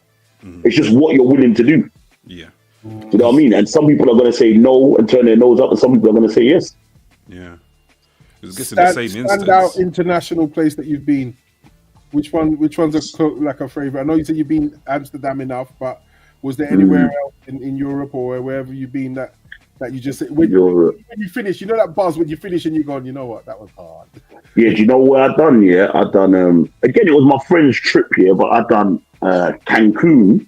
What? Yeah. So I've done Cancun, but what it was is my friends, they had they done their trip the same time as a trip from America. So there was so they basically aligned their trip with a trip from America. So there was a whole load of Americans, and then I don't know, let's just say there was like 50 to 100 people from the UK, but then there was maybe 200 or 300 people from America. Like so a the trips type thing. Or but this was mad, because what happened is it was a little bit. This probably was one where it went a bit wrong. Yes. So my friend's trip was like, let's just say, I don't know, 30 and down. So 30 is like the oldest. Everyone else is, they're down. Yeah. The American trip is 30 and up. So it's like, it's like big man, and then like there's like young girl in it or young man in it, and it's like a big woman. You know what I mean? Now I probably was in the middle, so I've been about 30ish, let's say, at the time. Yeah. So for me, I'm in the middle. It's fine, isn't it? I don't mind being with the young lot, the older lot, whatever it is, fine. Yeah. But some of the younger people are saying, "Oh my God, you're so old." Some of the older people are saying, "Oh my God, you're so young." You know what I mean? And then and because how the trip kind of ran, it was like, obviously we had like English segments. Yeah. But majority of the trips like American, and I don't know, I ain't been to America too many times to like say, oh yeah, this is how they party in America. But whoever we was partying with at the time, there wasn't much music that they were into other than like their music. So when the Americans played, you was in America. Do you know what I mean? We're in Cancun, but we're in, I don't know where it was, Texas or wherever they were from, like, you know what I mean? Miami, wherever they were, like they're playing like Too Short and like certain artists. Yeah. Like this. So let me tell you, I'll tell you a funny story though, yeah. So do you know the song? Why can't I think of it now? Swag Surf. Do you know the song Swag Surf? Do you know that song? I'm swagging, I'm surfing, I'm swagging, I'm surfing. Yes. You know that song, and you know they do a dance to it, like a sway to the left to the right. Yeah. So when I went to America, when I went to Cancun, they played that song. Now, obviously, all of us from England are looking at them because they're doing this thing. Like, this is like their version of Candy, and we're looking at. So we're all the English people. We're looking at them saying, what the hell is this? But at the same time, this looks amazing, because everyone, they're all like linked arms or linked shoulders, whatever. They're just going, wow, to the side. They're saying, wow, this is crazy.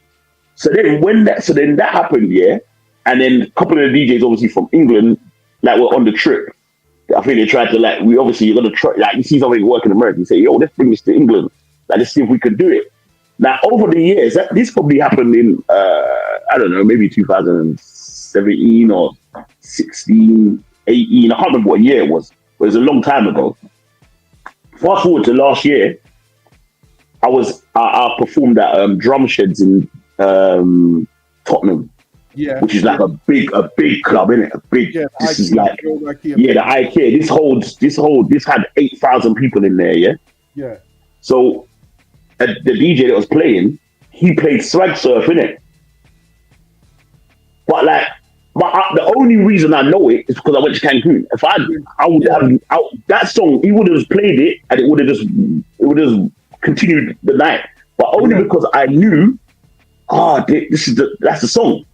So I basically I don't think that I could see pockets of the crowd doing the move, like pockets, not all of it, just pockets. I could see, because there's loads of people in there, but I could see little pockets. Oh, they know it over there. Oh, I could see a couple of them over there, a couple of them over there. So then he played it, a couple of them done it. I said, oh, you don't know it. Some of you know it. Put it up. Everyone, just sway to your left and sway to your right. Now we've got 8,000 people doing the slab set. But that was like the first time I've ever seen it work in the UK. Yeah. The first time. I've seen loads of DJs. I've seen DJs play it and it just like kind of, it's just a song. But the first time I've ever seen it actually like have an effect in the UK. So yeah, Cancun was very good. And the reason why I say that as well is because the American promoters at some, like they kind of, obviously there was a couple of UK DJs, but me and C6 were there and they kind of like picked us at some times. They were like, yeah, get those two, man. Those two can play, man. Get those two to play. So we got a bit of recognition from like America, and it was like, yo, like it was like, yeah, those two, man. That DJ and that guy, man, get them to do a set, man. Yeah, they can, because at one point it was kind of like their kind of trip in it, but we were just kind of on it. You know what I mean? Yeah. So we played a bit of their stuff, you know, bit of DMX, bit of this, bit of that, and then threw in a couple gigs, a little sprinkle of the UK. You know what I mean? What we could. Yeah. And try and kind of get them on our side as well a little bit. So yeah, that was quite good. That's good. Yeah. Other than that, I've done a few other trips abroad.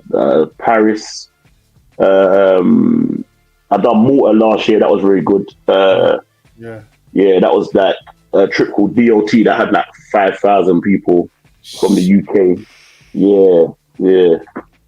In the same accommodation. It was heavy this year. A lot of people going out there. Soul sessions, Pioneer plays, R&B slow jams. Ibiza Festival.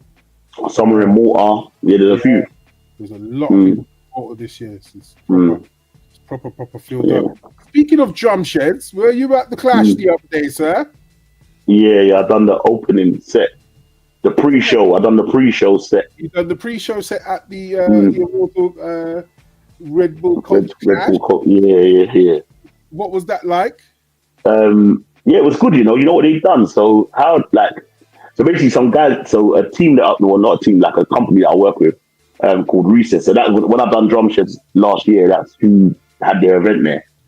So they do a thing called Recess, but they also have a radio station. Online radio station. They don't run it like at the moment, but they still do stuff under that label, which is called No Signal. It was quite big in lockdown because they done basically a WizKid versus Vibes Cartel, 10v10. Yeah, so it'd be like two DJs or two people, could be me and just a normal person, you know, that's not a DJ or anything. You select like 10 songs and then you kind of play them back to back. You play one, I play one. You play one, I play one. And then the crowd, like the people on, this thing was massive on Twitter. So then the people on Twitter would vote, basically. So so they would do, it would be like some of the matchups would be quite obscure. But what happened is, I don't know if you know, but the WizKid has a thing called WizKid FC. That's what his fans are called, yeah? Okay. And they caught wind of this thing, yeah? These are from like Nigeria and stuff. And obviously the population in Nigeria is through the roof. So they caught wind of this Clash thing. And then it like, I think the thing had maybe like 100,000 people locking in to this thing. Yeah, it had like, the numbers were astronomical because the WizKid fans, and then what happened is, they just technically like, it's not cheated, but they cheated, innit? It is the WizKid fans are just voting for the WizKid song. Fully up the voting. Because they're diehard WizKid fans. Yeah. So the cartel, and then it was mad. So that station like was quite big, and then they done a few more. Then they done some live ones. They had like Gets in the studio, and they've had loads of people like in the studio doing their own one against someone else and stuff. So it's quite big. So then so they basically were the ones who got the call up to do the pre-show, and they had like 3 different DJs playing. So they had some guys called Trav Presents, which is like a grime, the new age of grime. They had them playing. Then they had a female DJ called Ella DHC. And then they had Kalai playing as well, playing more like, dancehall reggae. You lot interviewed him, didn't you? Yeah. That's one of my brethren, man. He's good. He DJs and hosts. He's very good. Yeah. So they had all of them. Basically, so I hosted. So what happened is, because the way in which it was set up, I didn't know this how it was going to be set up. But I don't know if you saw did you see the clash? Yes.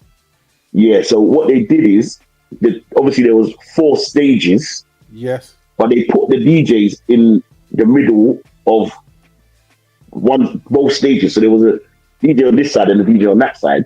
Oh, okay. So each side. And then what happened is, so we started on one stage, and then luckily there was another guy hosting as well. I would have hosted it as I walked through the crowd or whatever. It's not a big deal, but there was another guy hosting. So what I did is he went like the last 5-10 minutes, I left and then went around to that stage, hosted over there, and then passed it back over to him, and then he hosted on the other stage. Then we hosted the last set together, basically. So it was good though. It was a good warm up. The first set was like kind of funky remixes. The next set was like grime, but it was like proper grime, so yeah. And then the last was like dancehall reggae, kind of mixed up. But the crowd was like, it was a good crowd, didn't it? So it worked well, and I would say that we warmed them up nicely. Like it was a. Yeah, I was going to ask, how did you went? Yeah.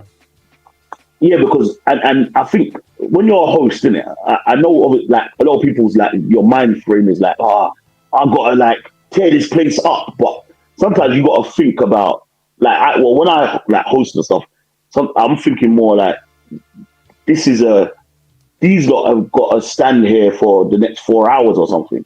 So you don't have to go. Your job isn't to like everyone needs to be going crazy in here. It's not like mosh pits and everyone jumping around. It's just like bubbling vibes. You know what I mean? And it's knowing that sometimes as a host, you got to kind of know what the setting is that you're here to do.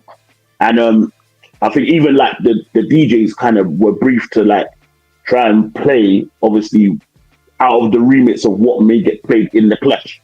So try and navigate around what, because the popular song. Do you know what I mean? Play Shabba Mother Pot in your warm up, but more than likely, Spicy Team's gonna play that. Do you know what I mean, or something like that? So try and navigate around some of those. It wouldn't affect it majorly anyway, but just try and navigate around some of them. So I think when you do those kind of bookings and stuff as a host, just kind of know what your role is like and know.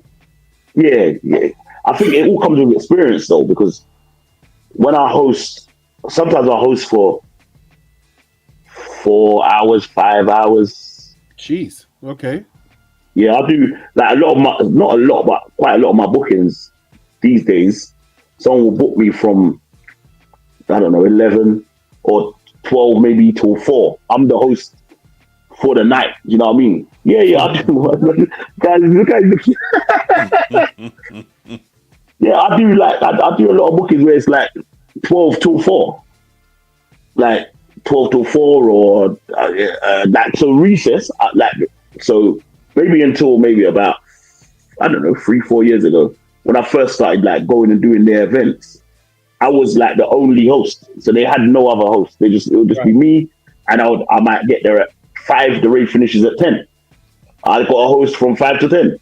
And if it's a nighttime one, I got a host from 12 to 4 or whatever it may be. You know what I mean? So that's where that's what I've been doing for years, basically. But yeah, a lot of people now kind of book me for that.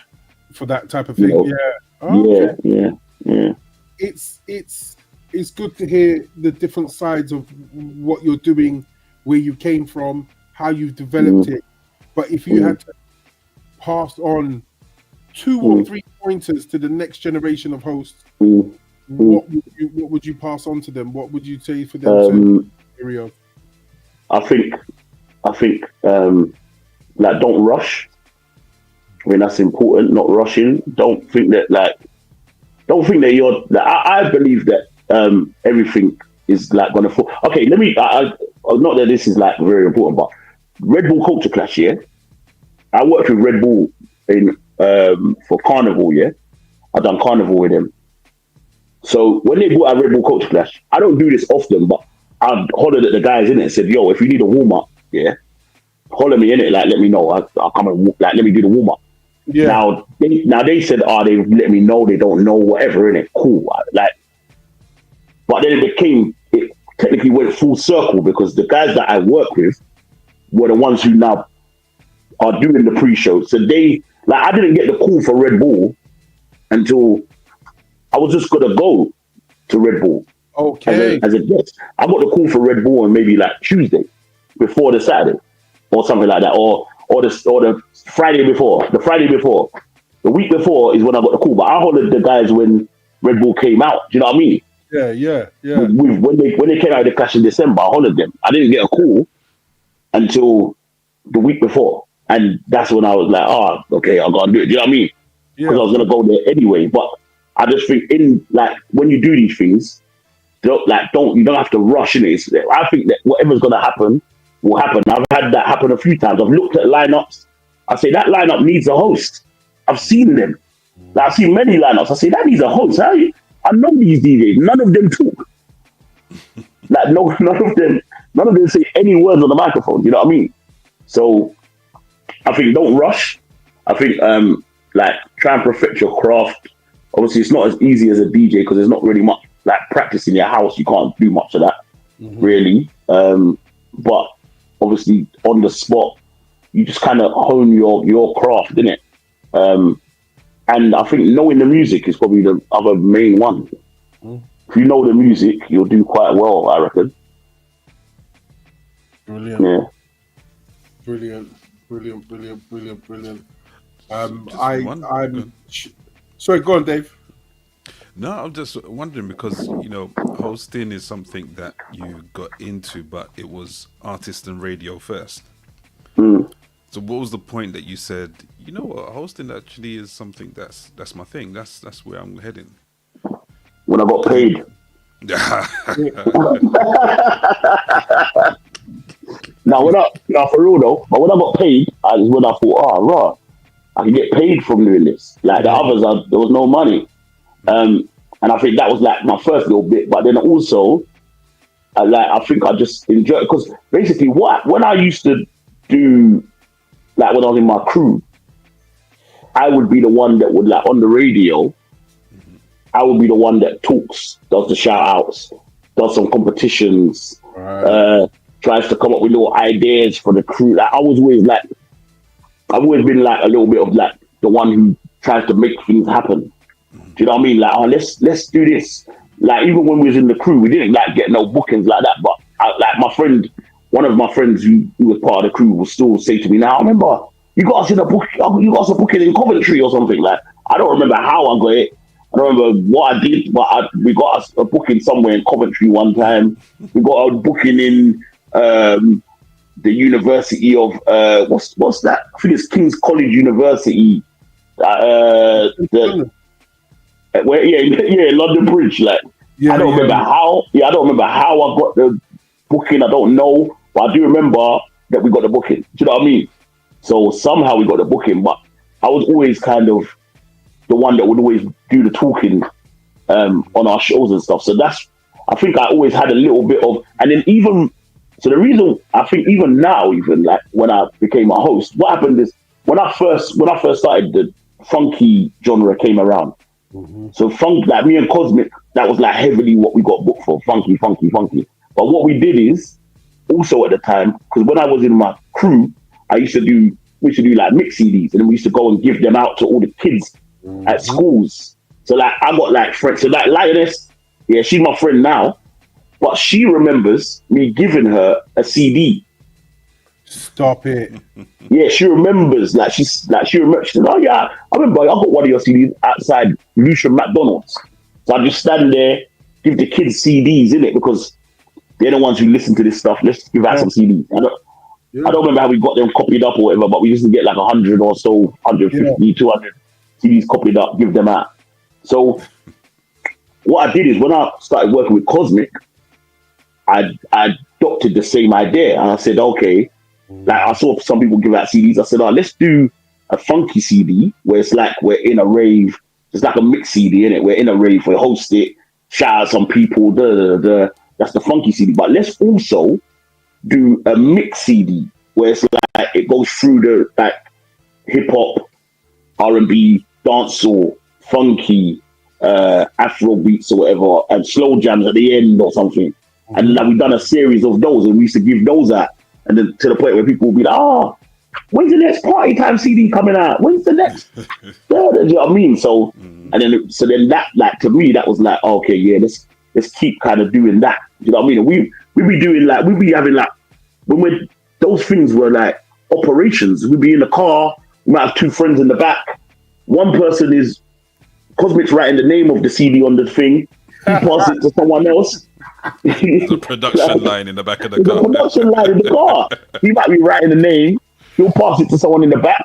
They put it in the sleeve, and the next person's got the front cover, and they put it in the sleeve or whatever. Like, and then we're kind of, this is like on our way to Leicester. We're trying to get like, I don't know, 500 CDs kind of like wrapped up. So when we get there, Cosmic and Fat CDs, you know what I mean? So yeah, we used to do all whatever hustles like. Yeah, we wasn't much You're not just about, sitting man. in the back, just coming here. You coming in the back. You No. You coming to working.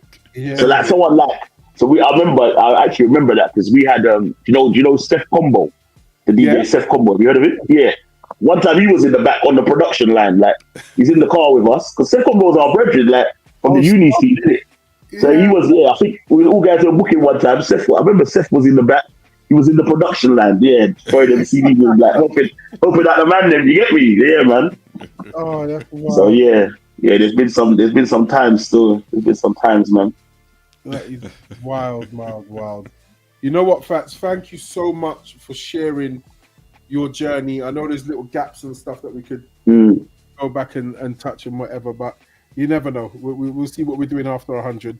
We're trying to get to 100. Big up for 100, dog. This is before I came in. So big up. No, big up because this is 96, yeah? 96, yeah. This is 96. Yeah. So big up because I don't think we got to 100. I don't. I know. You got to 100, but it's not easy. Like it's not easy and well done in it because it's the consistency. You know what I mean? People don't understand the consistency of just keep. And the thing is, with these things, you just got to keep going. You just never know. It's like with the hosting that I'm doing. I don't know if I'm gonna, the bookings are gonna dry up tomorrow or they're never gonna dry up. Do you know what I mean? So you just keep going, innit? Yeah. No, it's been so real. Just hearing the stories, and for me, as like a slight generation older than you, know, hear you come in, how we've met, how we've talked. See you hosted my set, you know what I mean? On R&B Fridays, yeah. That was a blast, man. I listened back to that mix and I'm like, yeah, I love that. That's right, because I love working with fresh people who know what they're doing, and so I hope we can get to work together again. You know what I mean?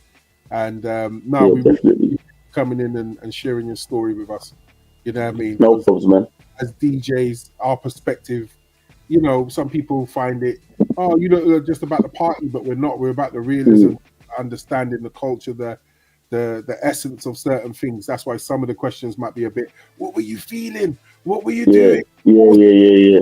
Because, if we do pass anything back down, if generations want to see this, when we start clipping these things up and make them little clips, it inspires someone to say, you know what, I can do it. You know what I mean? And when they look at your history, as you said, the uni things, the going through, the working with the artists, the being an artist, you know what I mean? And then it changing for you, paying back international bookings, holiday and stuff like that, because you stuck, like what you just said to us, stuck to the consistency. You hosted for people that you don't know. So what? You know what I mean? As long as you can make it work and sticking on your grind, those stories, hopefully, you know what I mean? Hopefully inspire. So no man, no problem, man. Yeah, man. Thank you Thanks for having me, man. Much. Yeah, Thank appreciate you so much appreciated. Much appreciated, bro. Thank you. All good. All right, brother. We'll chat soon, yeah? All right, big up, man. Big up. All right. Blessings, Right. blessings. Episode 96. Episode Real 96. Soundcheck Podcast with our special That was guest. that was Fatz that was official. real. That was real. That was real. I'm so glad we got in a host because we had event organizers, we've had other DJs, you know what I mean, to then have a host Yeah. from a DJ's perspective. We're working in that realm of people that connect with us in different ways. You know what I mean, professionally through what we do, as he said, as a hobby, as fun, whatever. But then we, you know, I don't care what anyone says. If you're putting on a performance for a group of strangers, you're a professional, at least in the sense of what you're doing and what you're offering. How you execute it is another story. But you know what I mean. You are a professional host. You are a professional DJ. You are a professional compere. You know what I mean. So damn, I forgot to ask him about the concert. I know there was one concert that he did and he was chuffed about it. But you know what I mean, as I said, we might be able to get him back depending on what things are doing. But yeah, man. Because hosting again is I guess in some ways similar to DJing. Some people view it as anyone can do it kind of thing, but it's just so not the case. Nope. It's just so. Oh, listen, he said it. He had the mic taken off of him. He had the mic taken from him because he wasn't saying enough. Whether that was nerves, whether that was just playing your part and not chatting over the mix, but someone thought he wasn't doing enough and pulled the mic off of him. So it's not easy. Yeah, it's not easy. And like he said, that was the first booking. He had 2 other bookings for the night. I guarantee you, no one took the mic off of him for the next 2 bookings. Guarantee. No one touched that mic. Yeah, like I said, it's lessons, isn't it? You know what I mean? It's the lessons, little lessons that you learn as you go.